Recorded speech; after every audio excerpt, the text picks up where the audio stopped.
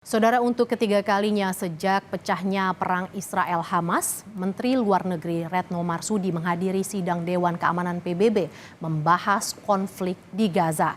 Indonesia kembali mendesak gencatan senjata dan menegaskan komitmen solusi dua negara. Berikut liputan VOA. Dewan Keamanan PBB di bawah presidensi Prancis menggelar pertemuan tingkat menteri soal perang Israel-Hamas Selasa 23 Januari waktu New York. Menteri Luar Negeri Indonesia Retno Marsudi termasuk yang hadir dan juga memberi keterangan kepada VOA.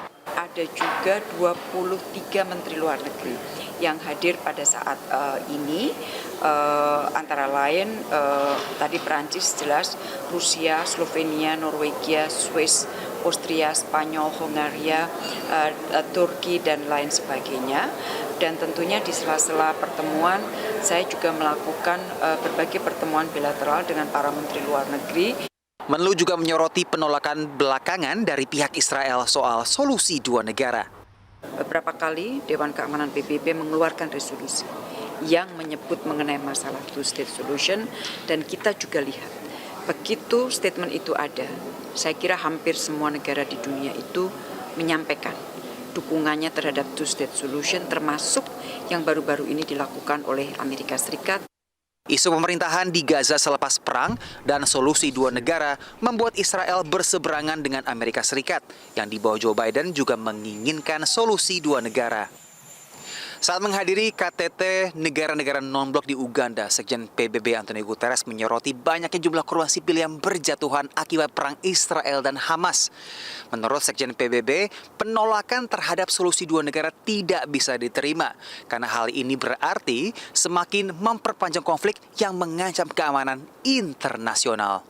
Sebagian tokoh di Amerika Serikat kini juga menyaksikan solusi dua negara. Regardless of how popular it is, the reality on the ground is the two-state solution is dead. Something has to be done for the Palestinians. They've been abused. They've made into a weapon against Israel for 75 years now. That hasn't gotten anywhere.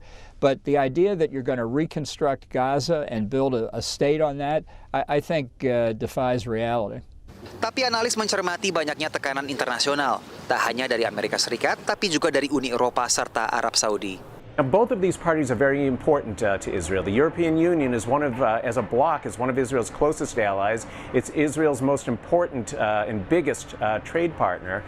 Saudi Arabia, meanwhile, has been offering the possibility of full normalization with Israel. That's something that has been high on Prime Minister Benjamin Netanyahu's wish list for several years now. The Saudis say there will be no normalization. They also say they will not contribute to the reconstruction of Gaza after the war unless Israel agrees to this concept, this pathway toward a two-state solution.